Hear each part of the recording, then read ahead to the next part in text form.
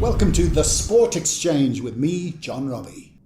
Hi guys, John Robbie here. Welcome to the Sport Exchange podcast, where we meet celebrities and personalities from different sports. We hear their stories, the good, the bad and the ugly, and learn how they're dealing with the transition from playing to enjoying the rest of their lives. Each week I'll discuss my most recent article and we hope to have a lot of fun. Today we welcome one of the most recognisable soccer players we've ever had in South Africa because he's so flippin' huge. Welcome Matthew Booth. Matthew, thank you very much for coming in and talking to us. Cheers, no problem, pleasure. I suppose you're part of an exclusive club, really. We think of fish and we think of shoes and we think of beast in the rugby. What was it like when your name was called every time you had the ball? Yeah, well, it took a lot of explaining, especially when the foreign media descended on South Africa, 2009 for the Confeds Cup. Local fans wouldn't have been surprised. You know, it's a tradition. Like you've mentioned, Mark Fish. You also forgot Lucas Kadebe. That's right, Roo, of course. Obviously everybody that came from overseas thought that I was being booed. So I remember distinctly spending half an hour to 45 minutes in the media line after each game at the Confederations Cup, having to explain that they weren't booing me. It was a form of cheering. I remember some Spanish journalists actually did a documentary about how racism still exists because they thought you were being booed. Yeah, it was Italian and Spanish, and it was simply a knee-jerk reaction from their part because their leagues had at that time taken quite a bit of stick for racism within the game. So they took this opportunity to very quickly report on the racism happening in South Africa. But there was a huge amount of egg on their faces. Yeah. I get the impression you're a reluctant celeb. Are you? I mean, you just your demeanour, the way you talk. Some people sort of, they embrace it, they love it. But it's not just your soccer. It's not just that you're huge and you were very, very unique looking put on the soccer field.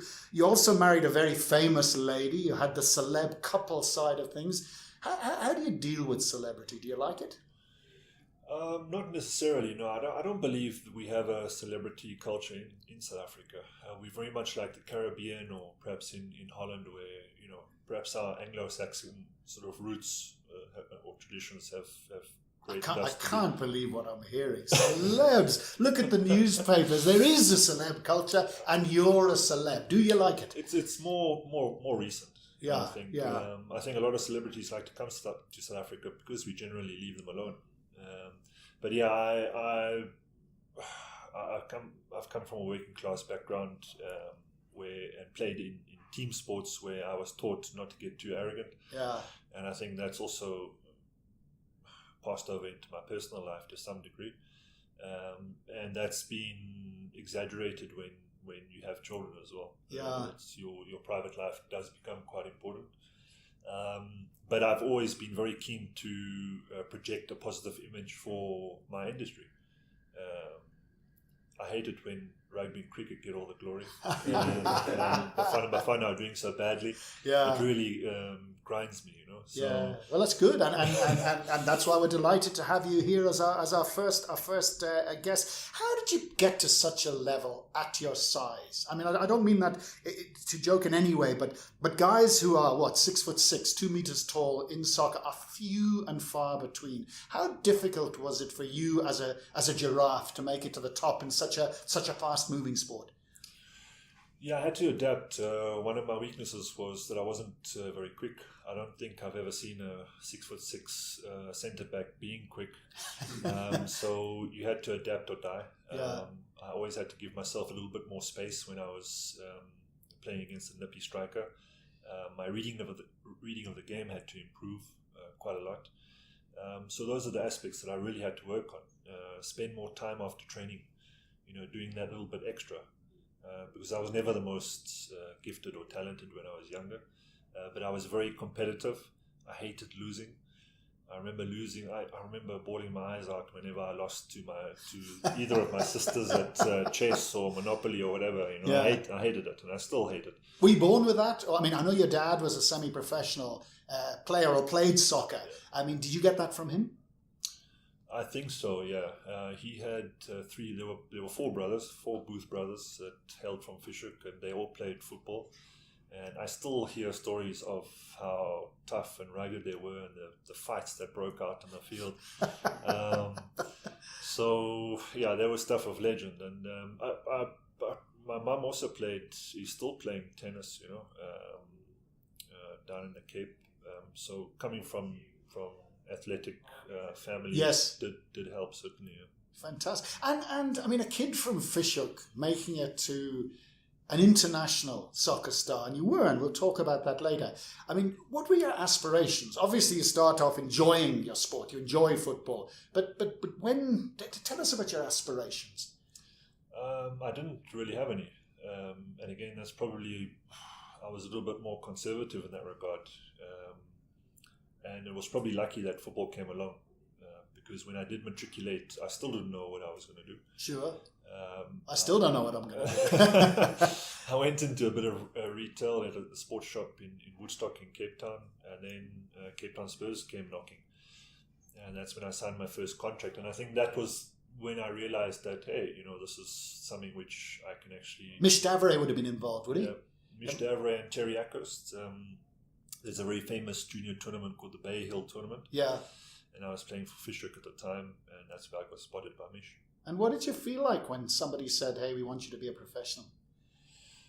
When you're in your matric year, there was a little bit of trepidation, and certainly from my folks, they were a little bit fearful about what it meant. I used to have to take the train from Fishhook to Cape Town Central, and then another train to Parow with my homework books, and arrive late at 10 o'clock at night.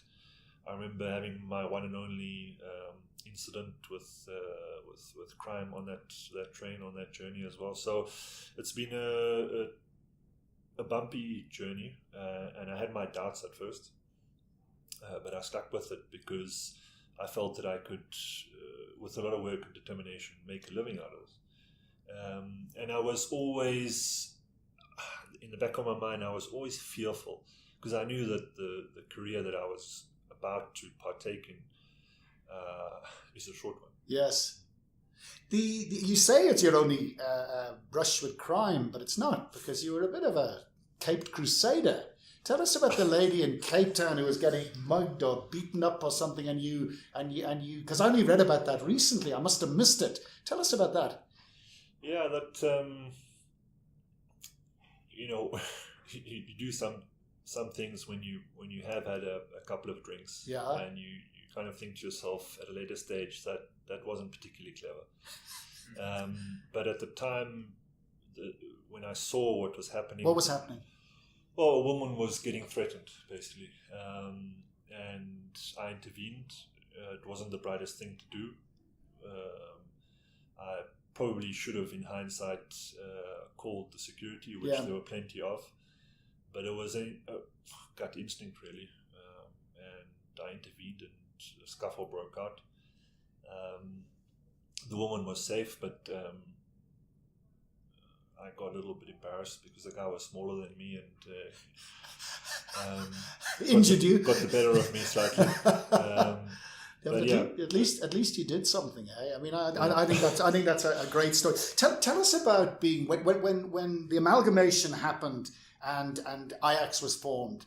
What was it like for you? You talked about being a almost disbelieving professional. You suddenly were a professional player. You were there, and then you're told you're not wanted.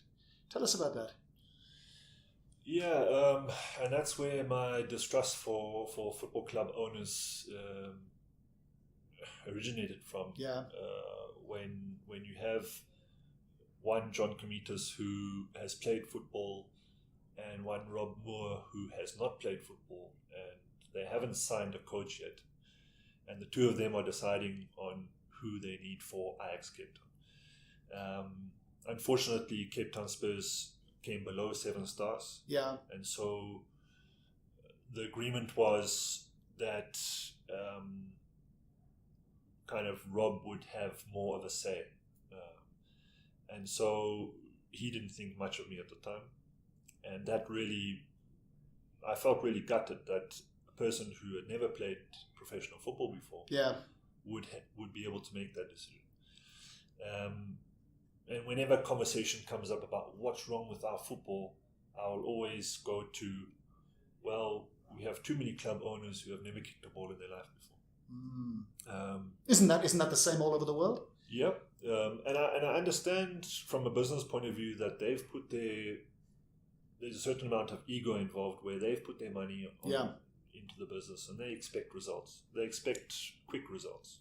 And that's why we have such a high turnover of coaches nowadays. Whereas back in the day, Elton John would be owner of Watford and he would give Graham Taylor the utmost respect and time and be patient. Because Ipswich was the other one, the Tractor Boys, where Mish played. I mean, their guy used to buy champagne when they lost and say, "Get on with it, boys, I'm a supporter." Well, there used to be faith because the Elton Johns of this world were ultimately fans of the club. And it's now become big business, and that dynamic has certainly changed. I detect there's still a certain bitterness about being let go. There are very few moments that I'm bitter about, but that was certainly one of them because I felt that I should have been included in the team. Do you speak to the guys? Oh yeah. No, time heals all. Yeah. I've got a good relationship with John Comitas. He's done a fantastic job with Cape Town City of late. I know Rob's based in Barcelona as an agent. I know a number of people who work for him and players who he has signed, and he's done very well for himself in that regard. But of course, being rejected is not a nice feeling. I know. And ultimately, it also led to one of my first legal battles. Oh, tell us about that. Well, I tried after being rejected. They tried to shift me to Mother City, which was the second sort of franchise. And I objected because my contract was with Cape Town Spurs. You wanted to be a free agent. You wanted to go, and you ultimately went to Sundowns, eh? Yeah, that's right. And that's where I got, well, actually my dad got involved, got Michael Murphy involved in football. He was actually a labour lawyer at the time, minding his own business. And we roped him in for our case. We won the case, and I was able to move to Sundowns as a free agent. Winning that case so early in your career, do you think that empowered you? So, I mean, because one of the things we're going to talk about is the tremendous rates where players end up on the scrap heap or with nothing when they end their careers. Do you think that experience, looking back, empowered you? Absolutely. And I got a reputation for being a little bit troublesome as well, outspoken. So it's not necessarily financial backing that empowers players. Players, particularly from Cape Town, I find are very, very much outspoken. They don't want people to get in the way of their success, especially the guys who come from the Cape Flats. It's just embedded in my experience, my life experience. It's embedded in their mentality. Maybe more players need that, eh? Absolutely. Players generally have a yes boss mentality. Yeah. And that's something that's definitely got to change. And I certainly hope that my going that route was going to rub off on other players. And I think even now today, even now that the Kutsia ruling has taken effect and we have a players' union and we still find players are getting shafted. Re-contracts, having to go to the DRC sit by themselves, which is what I had to do with in front of lawyers and high-profile businessmen. Tell me about that. Going to the DRC. Well, you have to. There's still a breach clause in place. I believe, because players have to jump through hoops. Yeah. Before they can go to the Court of Arbitration or the Labour Court. If we went directly to Labour Court, they would revert back to the PSL disciplinary procedures. You're going to have to go through all of those. So when you say DRC, what do you mean? The Dispute Resolution Chamber. I thought you were talking about the Congo. I thought you were I was wondering how you had to go. So that's where we are. Yeah. So you can imagine a young player who's perhaps left school when he's in grade 10 or 11, and he has a dispute.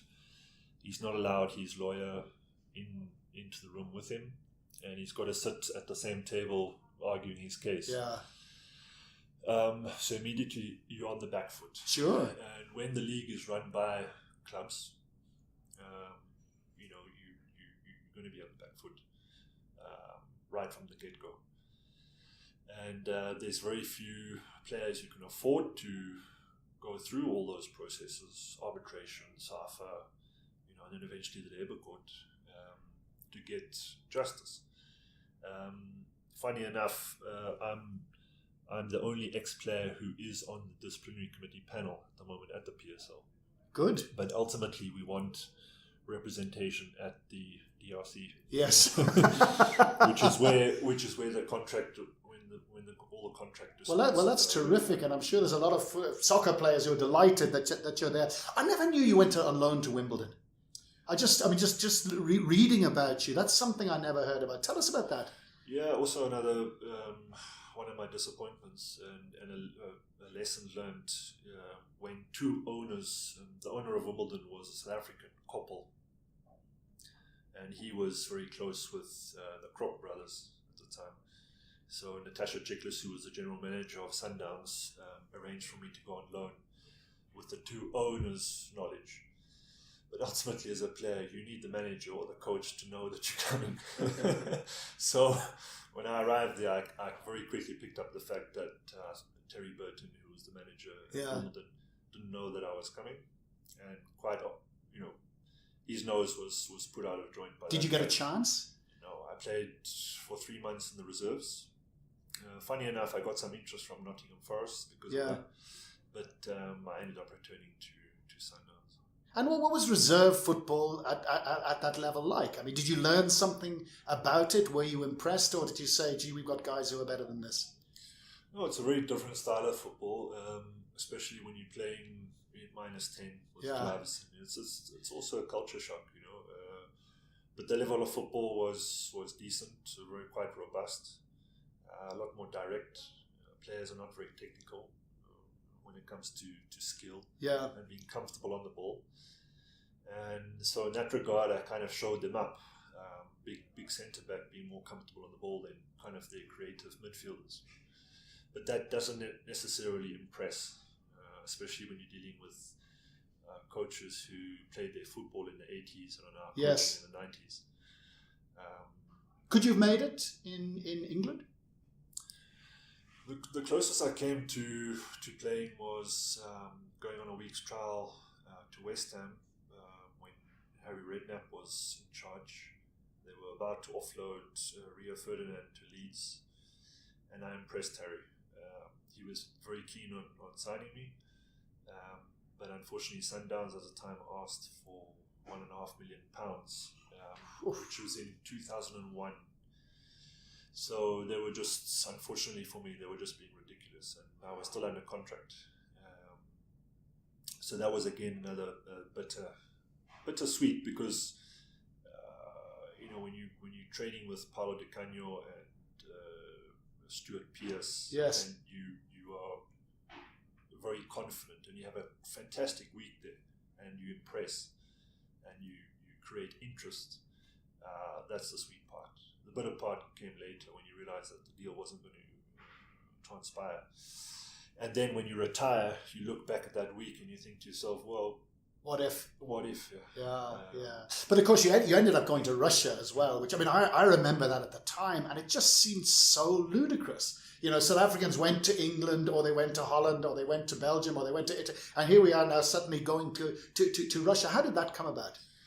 Well, again, it's a case of beggars can't be choosers. So the Viktor Bondarenko, our Russian coach, was of course, at Sundowns, and he comes from Rostov. He hails from Rostov, and Rostov at the time were I think rock bottom in the Russian league with 10 games to go. And Natasha wasn't able to sell me off to one of the more established leagues. So when this interest came about, this was her opportunity to make some money. And I forget what the fee was, but I ended up doing the deal. I knew nothing about Russia besides your usual stereotypes. Yes. And I went there. Nikita. There's vodka, beautiful woman. That's all very true.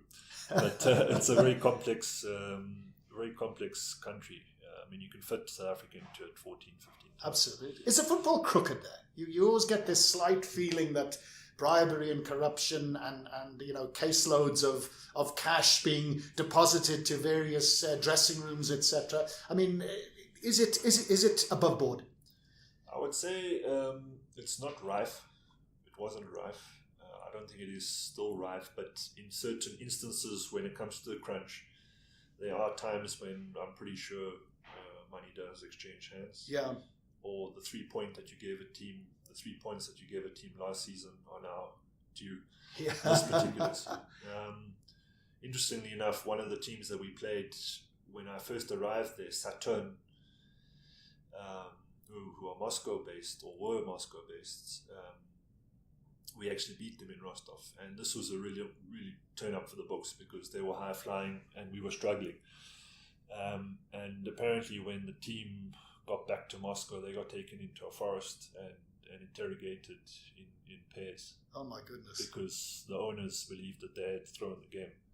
So there was this dark element there. And in Rostov, or during the USSR times, there was a saying, Rostov Mama, Odessa Papa, referring to the mafia. Yeah. So Odessa in the Ukraine was really, top dog when it came to that sort of, the drugs and the criminal elements, and Rostov was a close second. Wow. Do you go back to Russia at all? I went back shortly after I returned to South Africa, just to wrap up things. But apart from that, I haven't been back. I was certainly hoping to go in June, but because Bafana are not involved, yes, it kind of takes away from the budgetary sort of. I know media. Yeah, I'm not going to be going. I mean, did you make friends there? I mean, do you have affection for Russia? Oh, absolutely. Having spent 6 years there, I don't think I would need to go on holiday there again because I've seen sort of the sights. Yeah, length and breadth of it. Yeah. But certainly made good friends. Do you speak the language? I did fluently when I left. Yeah. It's a bit difficult to immerse yourself in the language back here in South Africa. So I have lost a lot of it, but I do try and sort of a couple of glasses of vodka, and I think a couple of mates, it'll all come back. At that stage, I mean, you've had a hell of a journey, and it's fascinating chatting about it. Obviously, you talked about making money, going to Russia, etc. Were you conscious at all of preparing for the future? Were you conscious of life after football, or was it 100% you had to concentrate just to stay in it at that level? No, it was that I think that fear of knowing that the career was short. I think that pushed me to travel and live in Russia. They were spending a lot of their petrodollars on the league, trying to yes, it was a good time to go there, wasn't it? Yeah. It was at the time tax-free as well. After Perestroika, they were not able to subsidize their sports clubs, so they basically invited businessmen to come on board, which were not necessarily businessmen at the time, because of bit of money laundering, possibly. The yes, perfect vehicle for it. Yeah. But for the athletes, it was great. So the opportunity to make money was certainly there, and yeah, I will always be very grateful to the country. I hate it when foreigners come here and earn a living and then criticize our league. Yeah. Because ultimately, you have to remain humble and grateful that you are drawing a salary from that particular industry and state. But keeping balance is sometimes different, because you can't just say everything is perfect. Are you good with money? Were you an investor? Did you have plans? Or did you just stick it away under the mattress? When I initially got there, yes. I bought some property, which is still the best investment I believe that you could make. You bought property here or in property here? Property here, yeah. Good, yeah. I think a lot of sports people make the mistake we all do something silly with our first paycheck, but long-term investment. If your mum and dad are not sorted with regards to housing, sort them out first and foremost, and then yourself, and then go and buy that flashy car. And I know the temptation is great, but that's really what they've got to do first. Put down a deposit in a house, buy it cash if you can, and that's what I did.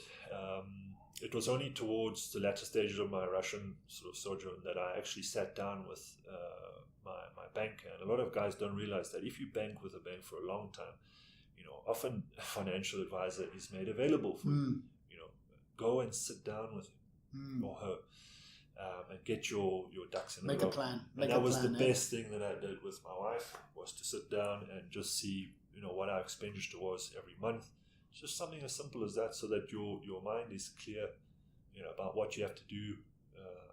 What is it? I mean, I come from a rugby background, an amateur rugby background, although it was semi-professional when I played. But it was much more of a all in it together, the team, etc. Because it wasn't people terrified about new contracts or transfers or whatever. What was it like seeing players, and it's not just South Africa, literally pissing their lives away? You look at certain players, lifestyle, whatever, so much talent, so much earning ability, and they're going to end up on the scrap heap. Is there a sense of trying to help each other, or is it a question of everyone for themselves? Yeah, I think footballers are in a more precarious situation. That's what I'm getting at. Yeah, because a lot of us had to leave school early. I can count the number of players who've got a tertiary education on both hands. And it's because of the need to earn at an early age. The extended family, I think, is very underestimated. People don't realize that football players have to support an extended family, not only their mum or dad. I was quite fortunate where I just had to support my wife and kids, and just myself early on. But that's not the case for a lot of players. And I think with other sporting codes where they have more of a education, there's that sense of confidence. Yeah. And that's probably what you were talking about with your rugby career. There's not necessarily that fear, because they know they've got something solid to fall back on. Yes. Generally speaking. Yes. Well, you had to have a job. I mean, that was the point. Yeah. Yes. So, and sometimes I feel that the footballers are not fearful enough. Sometimes I get the feeling that actually they're quite happy to fall back into their old ways, and I can't understand it. It's almost like they are just enjoying the ride, whereas they don't quite understand that this could be their standard of living until their dying days, if they just prepare. And was there any help given at any stage in your career, either in South Africa or Russia? Was there help? Was there somewhere where you could go to? Did football do enough for you? No. I think football did a lot for me, but I'd never at any point did I expect a club owner who viewed me as, well, in the beginning of my career, as basically a modern day slave. Because before the Coetzee ruling, even if your contract finished, you were still beholden to the club. That changed afterwards in 2001, the Bosman ruling. Yes. South African Bosman ruling. And you had to make your own way, really. Yeah. In terms of making decisions that were going to look after you after football. Absolutely, they viewed you as an asset until you stopped playing. And then goodbye. And then it was goodbye. And I think players must stop complaining about that fact. I've heard too many of the ex-pros complain about that. And ultimately, we must realize that the owners of football clubs, sporting entities generally, are only interested in us while we are still healthy and able to, and young enough to play for them. And then it's basically you're on your own. So it's very important as well to respect, to start respecting yourselves and your trade, so that corporates will start respecting you, because football being the number one sport in the world and in South Africa, By miles. By miles. There are secondary aspects which can huge advantages, absolutely. And we're not taking advantage of that. Exactly. That's something that I've long felt. World Cup must have been incredible. I mean, I remember when my friend Yusuf Abramji had the bus tour before the World Cup through Santon, and I mean, I don't know, 500,000 people. I remember standing beside you on this, and your jaw was open, because on the one hand you sort of thought, this is wrong to be doing this beforehand, but it was amazing, wasn't it? Well, we had a team meeting with Bafana, with Carlos Pereira, and he beforehand was not wanting to do it, and the majority of the squad was not wanting to do it. Sure, bad luck. Bad luck, getting ahead of ourselves, sort of the world reaction as to why we're having a parade before and not after. And afterwards, he actually regretted not taking the whole squad with him. Yeah. Just so that we could fully understand and appreciate what was at stake and who was behind us. And that, for me, I was adamant. I knew I was going to be sitting on the bench for most of the tournaments. I really wanted to go to try and soak up as much of this atmosphere as possible. Tell me why you say that, because you played in the Confed Cup. I mean, I think most people felt that having a lighthouse at the heart of the defence was good. Were you told that, or did you just pick it up? I picked it up. Was that from Carlos Pereira? Didn't like you? Well, it's not a case of not liking as a player, though. Fit into the plans. Hopefully it was just a preference. Yeah, that's what I mean. But when he was first here in his first stint, he never called me up when I was in Russia. Then he left, and Santana came on board, and he brought me into the fold, and that's where I took advantage and stayed in the team during the Confederations Cup. Had a very good tournament. I then unfortunately got injured, and during that stage we lost 6 friendlies. Pereira came back on board, and that's when I kind of knew, well, I'm highly unlikely to get a spot. In fact, I was very fortunate to even get in the squad for the World Cup. It was only really due to the fact that Morgan Gould got injured. Yeah, shame he got injured a lot in his career, yeah. Aaron McQuena was the captain in one of the centre-back spots. And we always knew that we were going to be playing for one spot. Yeah. Was that tough? Did that put pressure on your friendship or your relationship? No, within the squad. No, there were no big egos. Yeah, there were no issues. So we just I tried my best to change his mind. Yes. We went on camps to Brazil for a month, to Germany for 3 weeks. We were here in South Africa camping. We played lots of friendlies leading up. In fact, the league was temporarily. I remember. postponed. Yeah. So we had plenty of opportunity to impress, but I got the feeling, the closer to the World Cup it came, he was very much set in his ways. I'd forgotten that you were part of the draw with David Beckham, Charlize Theron, Archbishop Tutu. I mean, we talked earlier on about, a reluctant celebrity. You must have thought you'd died and gone to heaven. Yeah, it was great. I'll never forget that night. And I think for me, a lot of people talk about David and Charlize, but for me, meeting Gabriel Haile Selassie, John Smith, Makai Ntini, athletes that I normally wouldn't cross paths with, that for me was the best feeling.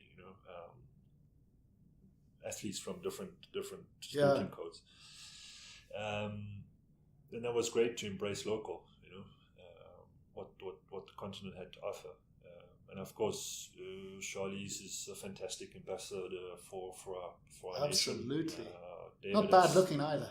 Yeah, not too bad. Not too shabby. And David, I'm not going to mention his looks. Yeah. But he's also, done wonders for the game. Yeah, so, a very down-to-earth guy, I believe. Yeah. And his granddad had just passed, so he's still committed to the event, and he was very close with him. So it just shows, where his heart is. Oh, what a night to be there in that company. Must have been amazing. When your wife got sick, sorry to to focus on a very difficult thing. Did that change you at all? Because your wife was very, very sick, wasn't she? At one stage, it was almost touch and go. Yeah, she ended up in ICU at one stage, and yeah, looking back, it's one of those life lessons, never to always try to do your homework when it comes to your health. Yeah. To explore as many options as possible.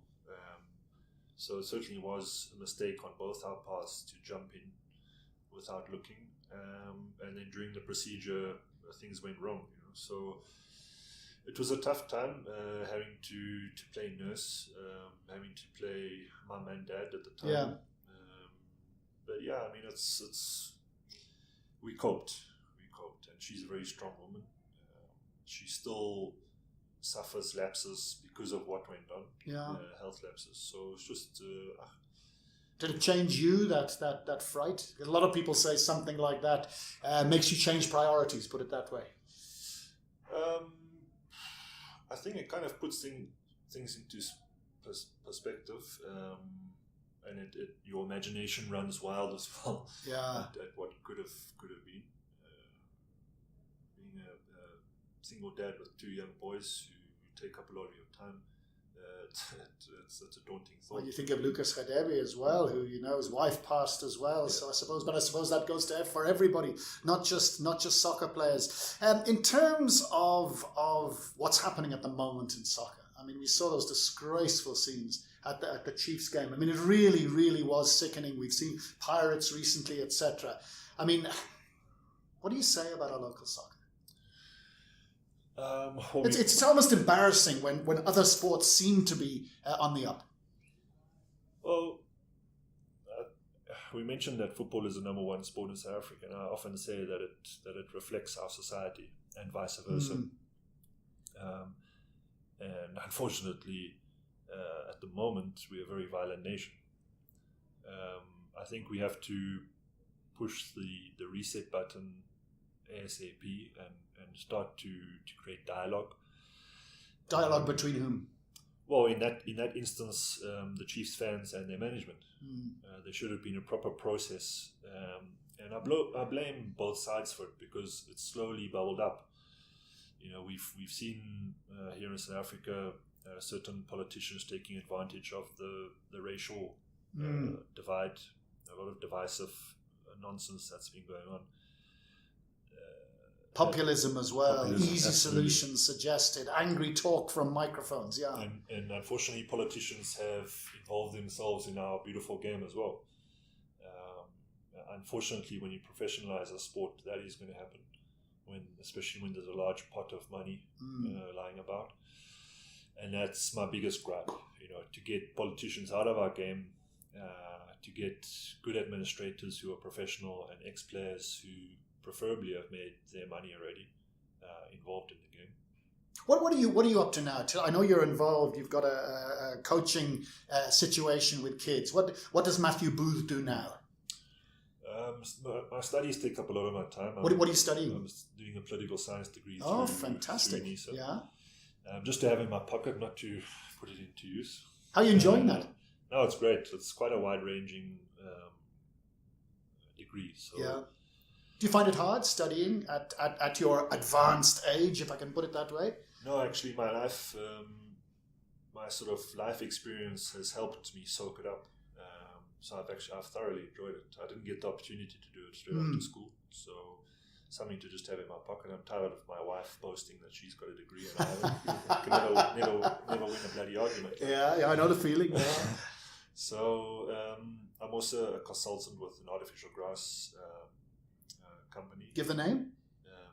Artificial grass. Oh, artificial grass SA. Yeah. Lovely. Go ahead. Yeah, good. Coming from Cape Town, I think with the drought, I think this is something that we have to start installing on a major, just from a water savings point of view. So somebody said to me, Cape Town is the only city in the world where they want to change wine into water, which I thought was quite amusing. What else are you doing? Tell us about is it a foundation you've got or a... Yeah.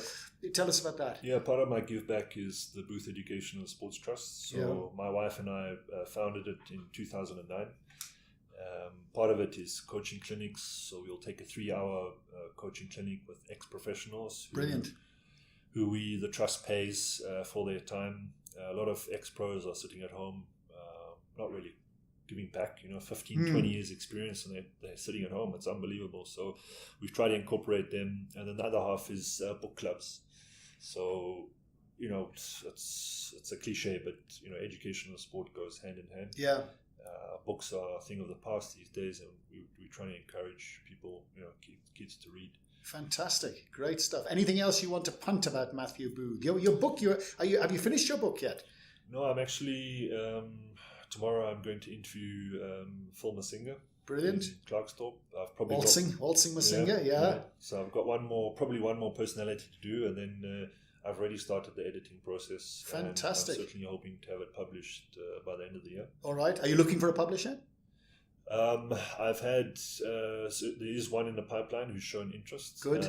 But certainly that's not set in stone.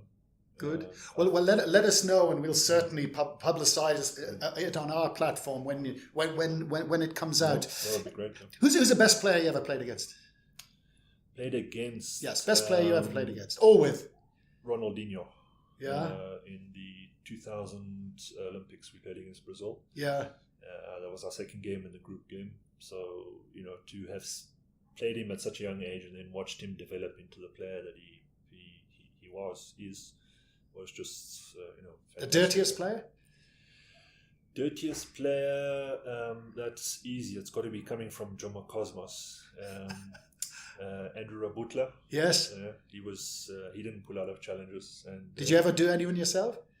You had to look after yourself. As a centre back, you've got to go through players. Yeah. Did you ever do anything that you look back and really regret?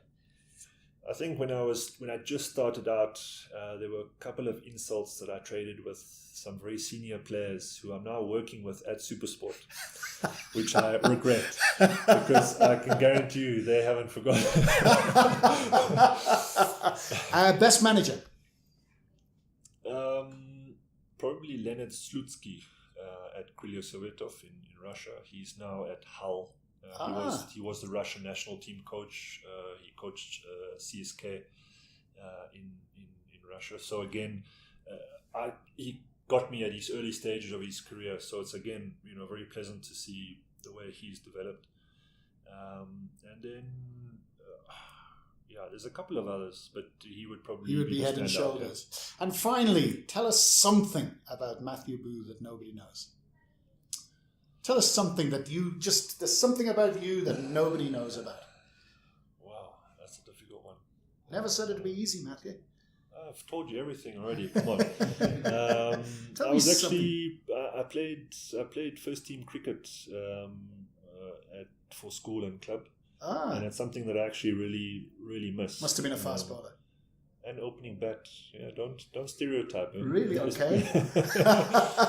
I enjoyed the game a lot. I go down to Newlands whenever I'm in Cape Town or Wanderers. I just miss playing it. I never get a chance to play it. That's all. Fantastic, Matthew. Thank you very much indeed. No problem. Pleasure. Well, that's a wrap of the Sport Exchange podcast. Wasn't Matthew Booth absolutely brilliant? Thanks very much to Slow in the City Santon for hosting us. Catch the next podcast next week. Follow us on social media for updates on the podcast and my weekly article. Cheers from John Robbie.